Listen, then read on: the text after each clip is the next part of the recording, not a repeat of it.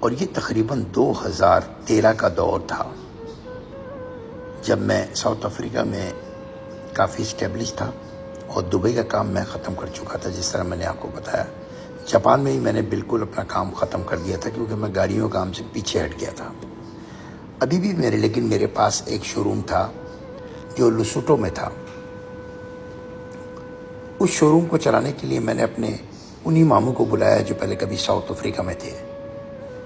تو ظاہر ہے وہ تھوڑے سے مجھ سے ناراض تھے کیونکہ مسائل کچھ ایسے ہو گئے تھے اور اتنے زیادہ لوگ انوالو تھے اس کیس میں کہ کون صحیح تھا کون پتہ تھا کچھ پتہ نہیں چلتا تھا. لیکن بہرحال وقت نے ثابت کر دیا کہ ماموں تو غلط نہیں تھے اور اس میں تھوڑی سی غلطیاں میری ہی تھیں کہ میں نے جو ہے اپنے بھائیوں پہ اور ان لوگوں پہ اعتبار کیا اور اس طرح جو بھی ہوا. پھر وہ ماموں نے کہا ٹھیک ہے میں وہاں لسوٹو آ جاتا ہوں اور ماموں کو میں نے لسوٹو بلا کے اپنے شو روم پر بٹھا دیا. اور میں نے جاپان سے ایز اے بائر میں گاڑیاں جاتا اور کسی کے کارڈ پہ بھی گاڑیاں خرید لیتا کیونکہ میرے آج بھی بہت دوست ہیں اللہ کا شکر ہے. تو میں کسی کا کارڈ بھی یوز کرتا تھا اور گاڑیاں خرید کے اپنی گاڑیاں شپ کر کے اور واپس آ جاتا تھا. بچے بھی میرے سب ساؤتھ افریقہ میں آ گئے تھے اور یہ سب کالج اور یونیورسٹیوں میں پڑھ رہے تھے. اچھا ابھی میری پچھلی قسط کے اوپر کسی صاحب نے سوال کیا کہ آپ پیسے کے پیچھے بھاگتے رہے پوری زندگی آپ زندگی کو سمجھ ہی نہیں سکے. تو بھائی میرے دوست پیسے نہیں کماتا تو کیا اپنی بیوی بچوں کو بھوکا مار دیتا؟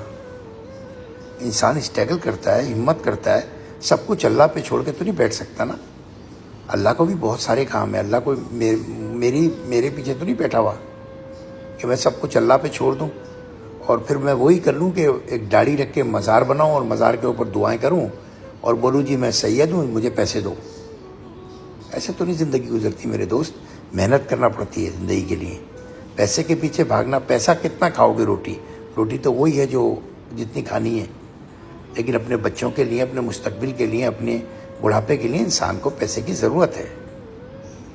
بہرحال پھر وہ وہاں لسوٹو میں کام رہا اور میں کافی عرصہ کب وہ کام کرتا رہا 2013 سے 14 15 16 17 اور ساتھ میں اپنا جو پراپرٹی کے کام تھا میں وہ بھی کرتا رہا. ساؤتھ افریقہ میں گارمنٹس کی فیکٹری میری بڑی اچھی چلتی رہی اور اس طرح میں دوبارہ سے بہت اچھا اسٹیبلش ہو گیا. اور 2017 میں یہاں پر ساؤتھ افریقہ میں جو ہے وہ کالوں نے اٹیک کیا گوروں کے اوپر اور انڈینز کے اوپر. تو ہم لوگ انڈینز میں ہی آتے ہیں جس کے اندر انہوں نے ٹاؤن میں کافی پاکستانی انڈین صومالی گورے قتل کر دیے اور کافی ہنگامہ ہوا. یہ ہنگامہ دوسری دفعہ ہوا. ایک دفعہ 2015 میں بھی تھوڑا سا ہوا تھا. تو 2017-18 میں نے یہ فیصلہ کر لیا کہ ہم ساؤتھ افریقہ میں مستقل نہیں رہیں گے. ہم یہاں پہ اپنا گھر رکھیں گے مگر یہ کہ ہم کہیں نہ کہیں شفٹ ہو جائیں گے. تو اس کے لیے سب سے پہلے ذہن میں ظاہر ہے کینیڈا آتا ہے.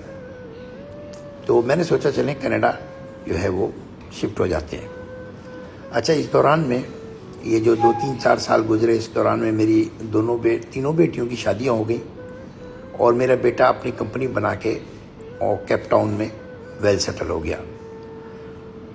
تو اب جو تھا ہم لوگوں نے یا تو ساؤتھ افریقہ رہنا تھا یا جاپان رہنا تھا. پھر یہاں سے جو ہے زندگی کا پھر ایک اور موڑ آیا اور کیونکہ میرا کاروبار ابھی بھی لسوٹو میں تھا تو میں چاہتا تھا کہ آہستہ آہستہ وہ کام بند ہو جائے. تو میں آہستہ کیونکہ وہاں پر میری 100-150 گاڑی تھی وہ بکتی رہی اور میں پیسے کیش کراتا رہا پیسے کیش کراتا رہا. آہستہ آ کے 2019 میں میں نے لسوٹو کا کام بھی بند کر دیا اور ماموں پاکستان چلے گئے. اس کے بعد میں نے سوچا کہ یا تو میں کینیڈا شفٹ ہو جاؤں اور یا پھر میں جو ہے وہ جاپان واپس چلا جاؤں. کینیڈا کی ایمبیسی میں جب اپنی پراپرٹیز اور اپنا سب ڈاکومنٹ جمع کرائے تو انہوں نے مجھے آفر کی کہ ہم آپ کو 5 سال کا ویزا دیں گے جو آٹومیٹکلی وہاں جا کے گرین کارڈ میں چینج ہو جائے گا پھر آپ کی نیشنلٹی ہو جائے گی. لیکن انہوں نے شرط یہ رکھی کہ آپ اپنا ساری جائیداد جو ہے وہ کینیڈا میں منتقل کریں گے. تو یہ آپشن میرے ہاتھ آ گیا اور میں نے جب کینیڈا میں دوست یار پرانے تھے ان سے بات کی تو انہوں نے مجھ کو مشورہ دیا کہ کینیڈا نہ آئے انہوں نے مجھے بتایا کہ خالد بھائی جب آپ اتنے ویل سیٹل ہیں آپ کو کیا ضرورت ہے یہاں کہ آپ نے جاب تو کرنی نہیں ہے, کوئی کاروبار کرنا ہے نا. میں نے کہا ہاں بالکل کوئی کاروبار کریں گے. تو انہوں نے کہا کہ نہیں نہ آئیں, یہاں پہ بہت سردی ہے اور اب آپ کی عمر بھی 60 کے اوپر ہو گئی, اب آپ جو نا یہاں نہ آئیں, ہم یہ آپ کو مشورہ دیں گے. 2-3 دوستوں نے مشورہ دیا اور میں نے اس کو مانا. تو پھر میں نے سوچا کہ یار جاپان ہی بیسٹ ہے, تو میں دوبارہ جاپان کی طرف روانہ ہو گیا. پہلے میں گیا جاپان جا کے میں نے تھوڑا سا آگے پیچھے دیکھا, کیونکہ میری اس بھائی سے بالکل بات چیت نہیں تھی. تو 2-4 دوستوں سے ملا, تھوڑا سا کام کو دیکھا. تو جاپان میں بالکل ایکسپورٹ کا کام بند ہے, بہت کم لوگ کر رہے ہیں, جو کر رہے ہیں وہ بہت بڑا رسک لے کے کر رہے ہیں, اور یا ان کے پرانے کانٹیکٹ ہیں جو چل رہے ہیں. کیونکہ میں ایکسپورٹ کبھی کسی کو ایکسپورٹ نہیں کیا. میں نے تھوڑا سا دبئی کیا تھا, اور وہ صاحب بھی میری گاڑیاں کھا گئے تھے اس وقت میں نا, بہت پرانی بات ہے, 91-2 کی بات ہے. تو میں ایکسپورٹ پہ یقین نہیں رکھتا تھا, میں اپنا جا کے کام سیٹ کرتا تھا. اسی طرح میں نے سب سے پہلا کام سری لنکا میں سیٹ کیا تھا, اپنا کیا تھا. اس کے بعد آئرلینڈ میں کیا تھا, اپنا کیا تھا. انگلینڈ میں کیا تھا, اپنا کیا تھا.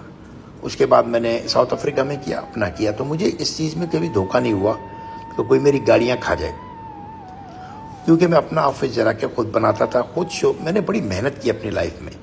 میں نہیں سمجھتا کہ میرے دوستوں نے, مجھے نہیں پتا کہ میرا کوئی ایسا دوست ہے جس نے اتنی محنت کی ہو کہ بائنگ بھی خود کرے, شپ بھی خود کرے, جائے وہاں اور بیچے بھی اپنے شو روم پہ خود. اور میں نے ہول سیل بھی کیا, ریٹیل بھی کیا, گاڑیوں کا میں نے بہت کام کیا. 35 سال میں نے گاڑیوں کا کام کیا, اور گاڑیوں کے کام کر کے ہی میں اپنا گزارا کرتا رہا. اسی کام سے میرے دوسرے کام پیدا ہوئے.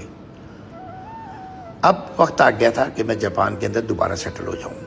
تو جاپان کے اندر میں ایک کوئی ایسا کام کرنا چاہتا تھا کہ جس کے اندر کسی کی مجھے ضرورت نہ ہو, یعنی کسی کزن, بھائی, دوست, کسی کی ضرورت نہ ہو, کوئی مجھے پارٹنر کی ضرورت نہیں. تو میں نے جاپان میں 2019 میں آ کے ایک کمپنی رجسٹر کرائی اپنی. اب میرے پاس صرف میرا ایک چھوٹا بیٹا تھا, باقی سب شادی کر کے اپنے اپنے گھروں کے ہو گئے تھے, اور کبھی کبھی آتے تھے. تو میں نے اپنی ایک کمپنی رجسٹر کرائی اور میں نے چھوٹا موٹا کام شروع کر دیا. تو مجھے سب سے اچھا کام جو لگا وہ کنسٹرکشن, اپنا پراپرٹی کا لگا, کہ آپ پراپرٹی خریدیں اور پراپرٹی بیچیں, یعنی جسے فدوساں کہتے ہیں. مجھے پتہ ہے کہ کئی لوگ کر رہے ہیں, بہت کم ہے لیکن کافی لوگ ہیں جو مکان خریدتے ہیں, توڑتے ہیں, اسے بناتے ہیں, یا اس کو جو ہے نا اوور آل ٹھیک کرا کے دوبارہ بیچتے. میں نے پراپرٹی میں زمین کو بہت پریفر کیا کہ زمین لے کے اس کے علاوہ 4 دیواری کھینچ کے اور اس کو سیدھا کرا کے اور پھر میں اس کو بیچ دیتا ہوں. اور میں اپنا جو ہے نا مکان خریدتا ہوں, مکان کو تھوڑا سا صحیح کر کے اور میں بیچ دیتا ہوں, یا ایسا لیتا ہوں جو بہت صحیح اچھا, جس میں مجھے پیسہ نہ لگانا پڑے, تھوڑی بہت صفائی کرا کے پھر میں مارکیٹ میں ڈال دیتا ہوں. تو اس قسم کا پراپرٹی کا کام میں کر رہا ہوں جس میں مجھے کسی پارٹنر کی ضرورت نہیں ہے. میرا ساؤتھ افریقہ کا کام بھی بہت اچھا چل رہا ہے. میں وہاں 2-3 مہینے میں ایک دفعہ جاتا ہوں اور جا کے اپنے کام کی لک آفٹر کرتا ہوں, اور میری فیکٹری بھی بہت اچھی چل رہی ہے. تو اللہ کا بہت کرم ہے. اس کے بعد جب میں جاپان آیا تو جاپان کی سٹوری میں آپ کو انشاءاللہ اگلی قسط میں پوری تفصیل سے بتاؤں گا, اور میں اب اس سٹوری کو لپیٹنے کی کوشش کروں گا آہستہ آہستہ, تاکہ میں آپ کو یہ بتا سکوں کہ جتنے کردار میرے ساتھ میں نے آپ کو بتائے نا, انڈیویجول میں آپ کو ان کا بتاؤں گا کہ ان کی میرے ساتھ کیا ریلیشن تھی اور کب سے تھی, اور کس طرح انہوں نے مجھے دھوکہ دیا, الگ الگ ایک ایک کا. تو یہ کہانی ختم ہونے کے بعد وہ کہانی انشاءاللہ میں آپ کو بتاؤں گا.